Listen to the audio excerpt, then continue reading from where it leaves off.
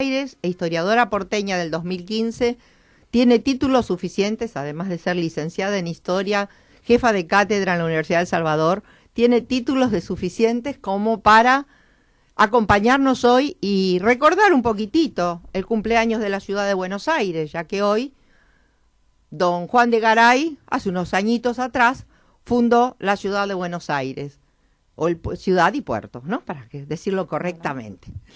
¿Qué tal, Nélida? ¿Cómo estás? Bueno, gracias, Beatriz, por la presentación.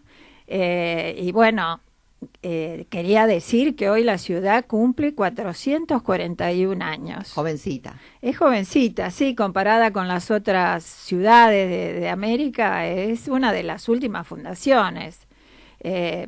Y justamente es muy importante recordar hoy el día porque en general no se lo recuerda. Casi todas las capitales de nuestras provincias, inclusive a veces nuestros municipios, festejan especialmente su día, y nosotros insólitamente los porteños, que estamos tan orgullosos de la ciudad, que nuestra ciudad es una gran capital del mundo, nos recordamos que un 11 de junio de 1580, bueno, hubo un señor que por encargo, bueno, es una historia que la iremos desgranando, pero funda la ciudad de la Trinidad en el puerto de Nuestra Señora del Buen Aire. El puerto ya había sido fundado en 1536 por don Pedro de Mendoza. Bueno, Nélida, primero vamos a anunciar además los otros temas, después seguimos hablando de la ciudad. Además de todo este recuerdo a la ciudad de Buenos Aires, ciudad-puerto, por lo tanto, además de ser el lugar donde residimos, nos compete directamente por nuestra temática. Tenemos también hoy una nota especial por una serie de homenajes que se están haciendo en Grecia a marinos griegos de la independencia argentina. Entonces es importante que acá, que tampoco los recordamos, como no recordamos a la ciudad, tampoco recordamos a muchos de nuestros héroes navales.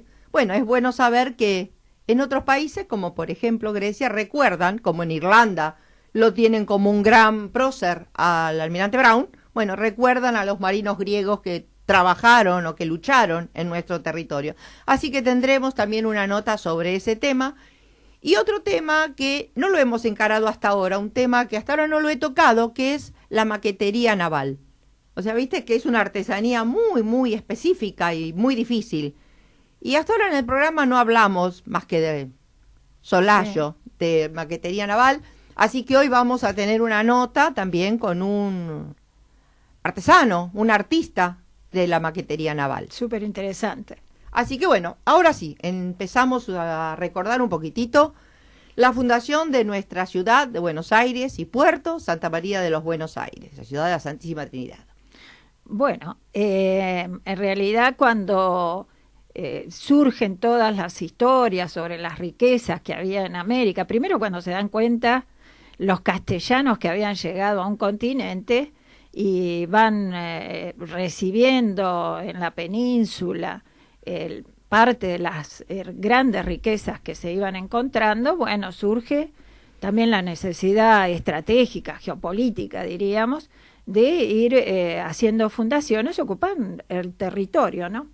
Y el Río de la Plata había sido explorado, de hecho se lo conocía como Mar de Solís, y así figuran las capitulaciones que firma Pedro de Mendoza con el rey, que era en ese momento Carlos I de España, V de Alemania, y justamente era explorar el río de Solís, encontrar un punto donde ubicarse y de ahí ir al Mar del Sur. Ahora fíjense qué poco conocían las dimensiones que tenía, porque en realidad lo que querían era llegar al Océano Pacífico, no sabían que había mucho más de 1000 kilómetros y una cordillera en el medio.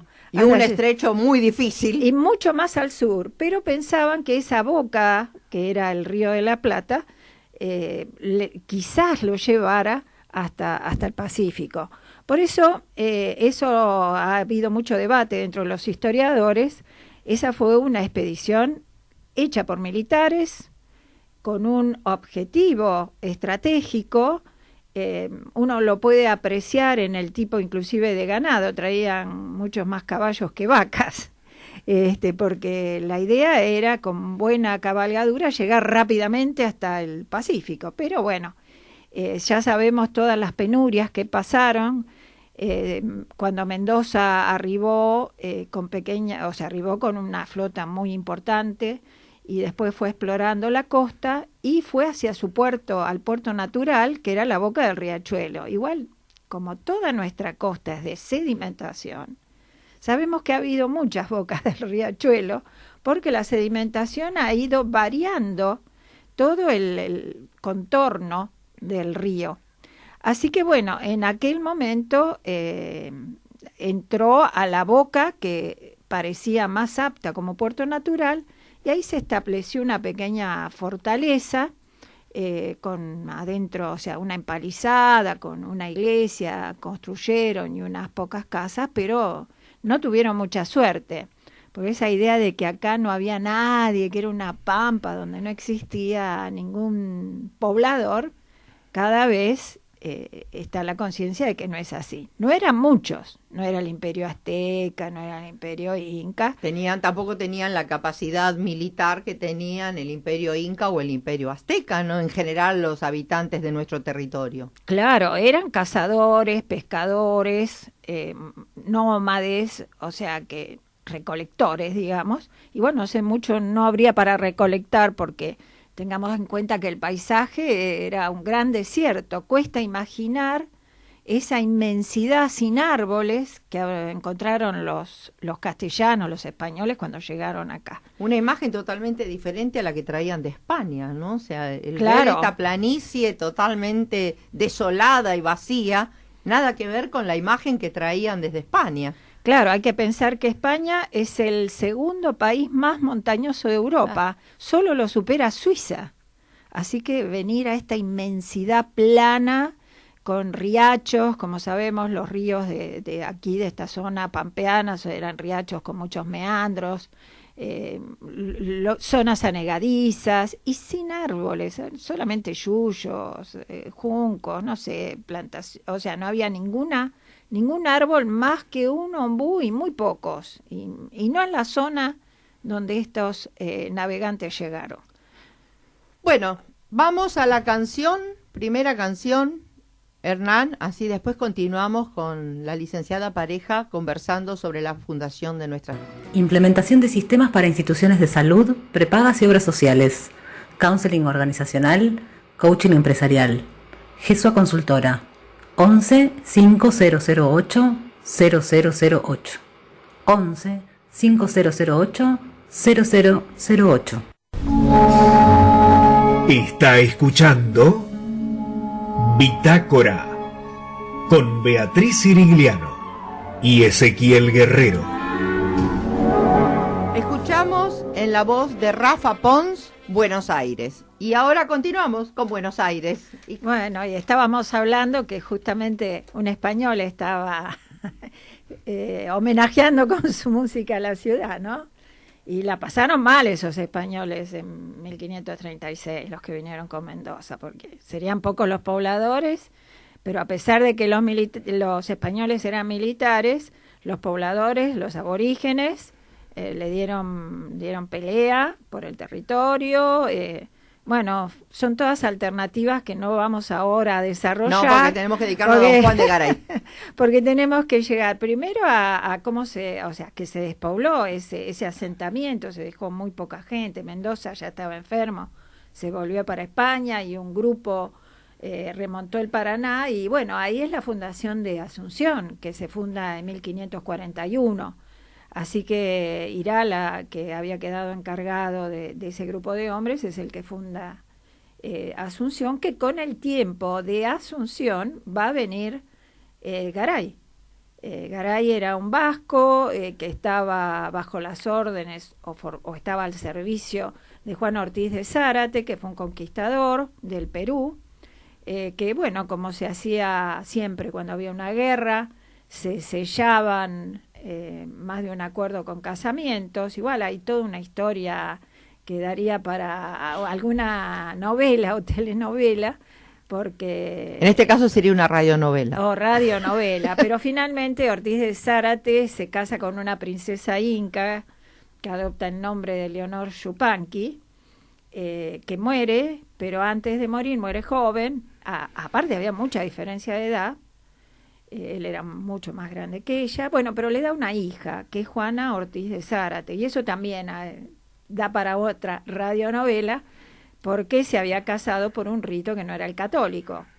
Y entonces él firma las capitulaciones para fundar ciudades con el rey, que ya en este caso era Felipe II, pero si él moría, su hija no estaba reconocida por las leyes españolas, así que emprende un viaje que es sería digno de alguna película de aventuras, porque sale de Lima, hace todo el recorrido por el Pacífico, pero cuando va por el Pacífico unos piratas franceses atacan el barco, bueno, logra salvarse, le roban muchas cosas, bueno, pero ahí le pasan las mil peripecias, pero llega a la corte de Felipe II, quien reconoce a su hija, regresa al Perú y comienza con la empresa. También hay muchas alternativas, él anda por la zona, pero no se llega a una fundación, muere, y quien estaba a su cargo, Juan de Garay, va a fundar varias ciudades, y bueno, hasta en 1580 funda Buenos Aires, pero la hija de Ortiz de Zárate, Juana Ortiz de Zárate, que como mujer no era sujeto de derecho en aquel entonces, se casa con Juan Torre de Vera y Aragón, que es a través de su casamiento quien hereda el contrato con el rey, el adelantazgo. Así que llega en marzo Garay. ¿Cómo llega? Él en Asunción había, por medio de bandos, había convocado a que lo acompañaran, con ventajas que podían tener los primeros pobladores, que era tener su tierra, tener solares, poder capturar caballos libremente, porque claro, los caballos que habían quedado desbandados de la expedición de Mendoza, libres en esa inmensidad, se habían reproducido, así que había un importante ganado caballar, y bueno, y así organiza con 3 bergantines, una carabela, botes, lanchas, en fin, van bajando por el río Paraná las personas, pero el ganado, porque trajeron vacas, además de caballos y otros ganados para la alimentación. Porque toda la expedición parte de Asunción, o sea, todo lo que ya era un asentamiento formado, una ciudad con todas las de la ley, digamos, en Asunción. Exacto. Porque es de ahí donde baja incluso todo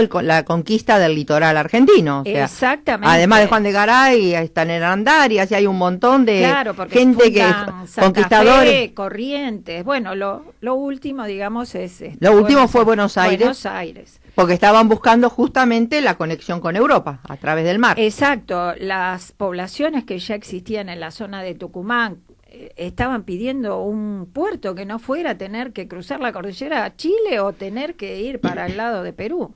O sea, el puerto era imprescindible. O sea, hay que ubicar entonces a nuestros oyentes que todo lo que había en nuestra ciudad, Santiago del Estero, Tucumán, en todo nuestro país, Córdoba, todo lo que había, tenía que salir desde el puerto del Perú, que además era el único posibilitado, el del Callao. Exacto, era el único pero habilitado. No había otro, incluso aunque no estuviera habilitado, no había otro puerto. O sea, era necesario para esta zona, como decías recién, un puerto que habilitara el camino directo, ¿no? Porque no es lo mismo de Buenos Aires, ir de Córdoba a Buenos Aires, o de Santiago a Buenos Aires, de ahí a Europa, que cruzar la cordillera y llegar hasta el Perú y ir al puerto del Callao para salir. Claro, eso era una necesidad imperiosa de las poblaciones más antiguas que tenemos en la Argentina. Y después cruzar el estrecho para ir a España, sí, o por arriba o por abajo. Y bueno, eso fue esa ruta, la ruta de los galeones españoles, fue una de las rutas que más deterioraron al Imperio Español, ¿no? Porque sabemos que salían de Lima, después iban a Centroamérica, cruzaban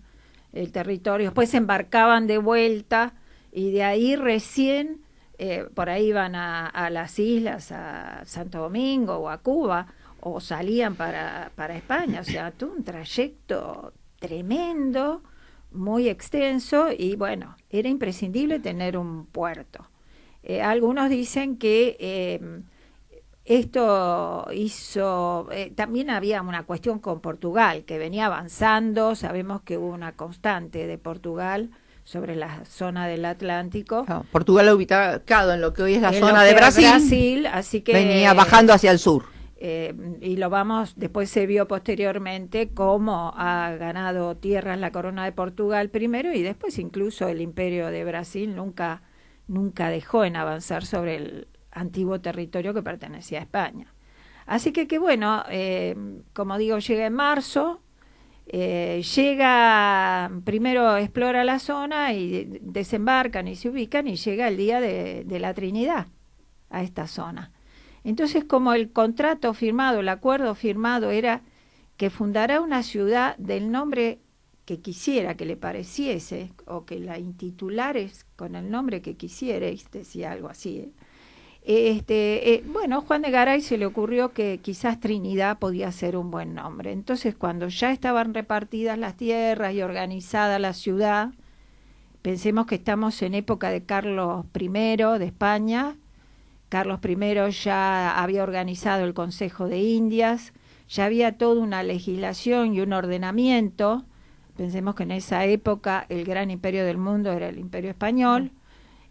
Así que se hace la fundación acorde a esas leyes y el 11 de junio de 1580 funda la ciudad de la Trinidad en el puerto, o en lo que quedaba de aquel asentamiento, que era el puerto de Nuestra Señora de los Buenos Aires, ¿no? Quizás otra cosa porque hubo una cosa que se decía, que cuando llegó la expedición de Mendoza, alguien dijo que Buenos Aires, bueno, eso es todo. En realidad se puso Nuestra Señora de los Buenos Aires porque los navegantes de la zona, los marineros de la zona del Mediterráneo occidental, tenían gran devoción por una advocación de la Virgen, que es Nuestra Señora de los Buenos Aires, Bonaria, de la isla de Cagliari y Cerdeña. Entonces era por eso, no por los Buenos Aires, ¿no? Es como la fábula, en homenaje a la Virgen, que era su protectora. Exactamente, que era protectora de los navegantes del Mediterráneo occidental. En Sevilla había una cofradía por Nuestra Señora del Buen Aire. De ahí viene, así llegó nuestro nombre, y el de Trinidad se ha ido perdiendo. Y bueno, y este acontecimiento tiene una recordación. En realidad, la fundación del puerto y la fundación de la ciudad está recordado en nuestro obelisco. Y está recordado con una teoría histórica que no es a la que yo, por lo menos, y muchos historiadores no adhieren. Yo considero que no son primera y segunda fundación, sino que hay una primera fundación de un asiento, o sea, fue un asiento que no prosperó, que venía a fundar un puerto, y un puerto con carácter incluso militar. Es que Mendoza no hace todo el tema del rito que significaba en esa época fundar una ciudad. Claro, no hay reparto de tierras, no sé, incluso hay alguna teoría, porque venían unos regidores con Mendoza, pero no es el mismo espíritu. Inclusive se nota muy bien, porque en el caso de Garay viene con 63 pobladores, creo que eran 63 o 62, o sea, vienen con familia, muchos de ellos vienen con ganado, vienen a hacer una ciudad. Los otros venían a hacer una exploración militar con un objetivo muy claro. Así que esa es la gran diferencia. Por eso hay una fundación del puerto y una fundación de la ciudad. Son dos cosas diferentes, dos épocas diferentes de la historia, y también distintas intenciones en las capitulaciones, que son los contratos que van firmando con el rey. Que firmaba el que iba a hacer la población o el poblamiento. Exacto. Que firmaba se comprometía a hacer con el rey. Exacto. Así que bueno, eso, y bueno, quería destacar que en 1936, cuando se inaugura el obelisco, se inaugura festejando la fundación del puerto, pero ahí figura como primera fundación y segunda fundación. Pero bueno, sobre eso también, porque si no entramos en las historias de las conmemoraciones, que también es algo muy específico, pero sepamos que por eso está el obelisco. La de los 400 años de la fundación de la ciudad está en el barrio de Núñez, el monumento, que está en Libertador y Udaondo, cerca de la cancha de River, ahí está el monumento de los 400 años. Y bueno, y después tenemos esta ley, que es del 2005, que logramos porque fue una idea de la Junta Central y de algunos de los legisladores de la ciudad que participaban de juntas de historia de los barrios, de dejar en claro cuál es el día de la fundación de la ciudad de Buenos Aires. Así que en el año 2005 se logró la ley 1652, donde se declara al día 11 de junio como Día de Buenos Aires. Así que, a pesar de existir la ley, hay un único festejo que lo hace la Fundación Vasco-Argentina Juan de Garay, y también la Junta Central adhiere o participa en muchos casos, que bueno, ahora como no hay actos presenciales, son virtuales, Zoom.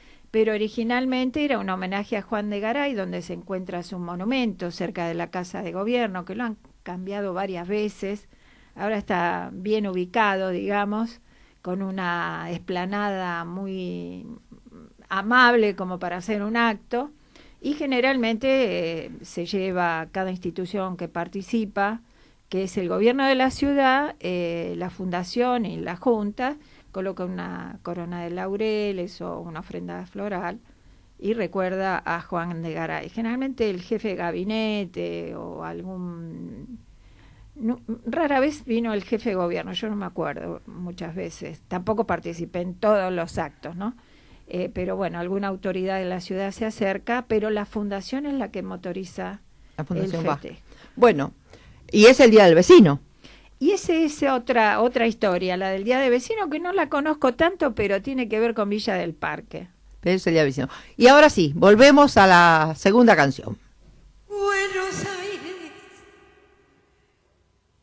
cuando lejos me vi, solo hallaba consuelo en las notas tango dulzón que lloraba el bandoneón